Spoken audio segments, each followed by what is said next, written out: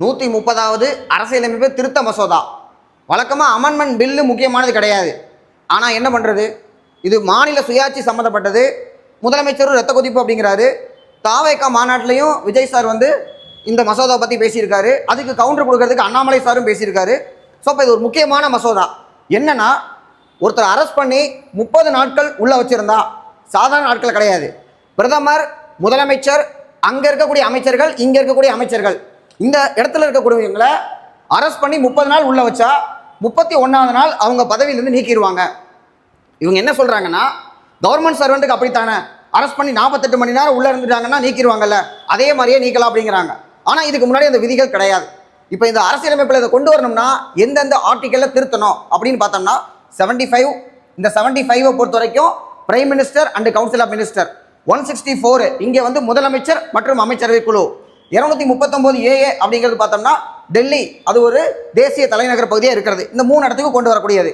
எதனால் இதை கொண்டு வரணும்னு பார்த்தோம்னா, அமைச்சர்களுடைய நடத்தை சந்தேகத்திற்கு அப்பாற்பட்டதாக இருக்க வேண்டும் அப்படிங்கிறதுக்காக சொல்கிறாங்க. இப்போ பொறுத்த வரைக்கும் என்னென்னா, அவங்கள குற்றவாளி அப்படின்னு சொல்லிட்டு, ஏன்னா ஒருத்தர் பிரதமரோ முதலமைச்சராகவோ இல்லை அமைச்சராகவோ இருக்கணும்னா அவர் எம்எல்ஏவாகவோ இல்லை எம்பியாவோ இருக்க வேண்டிய அவசியம் கிடையாது. 6 மாதத்துக்குள்ளே இருந்துக்கலாம் அப்படின்னு ஒரு கிளாஸ் இருக்குது. அப்போ அவங்களுடைய எம்பி பதவி, எம்எல்ஏ பதவி போச்சுன்னா தான் அவங்க அமைச்சர் பதவியும் பிரதமர் பதவியும் போகும். அப்போ அது சம்மந்தமாக பார்த்தோம்னா இதுக்கு ஒரு சட்டம் இருக்குது. மக்கள் பிரதிநிதித்துவ சட்டம், representation of people act 1951. Constitutional article பார்த்தோம்னா ஆர்டிகல் 102 டிஸ்குவாலிஃபிகேஷனை பற்றி சொல்லக்கூடியது. இப்போ இதில் என்ன சொல்கிறாங்கன்னா, இந்த ஆக்ட் படி செக்ஷன் 83 2 ஆண்டுகள் அல்லது அதுக்கு மேற்பட்ட 2 or more years தண்டனை கொடுத்தா அவங்களுக்கு வந்து பார்த்தோம்னா தகுதி கிடையாது. வெளியே வந்ததுக்கு அப்புறமும் 6 வருஷம் நிற்க முடியாது.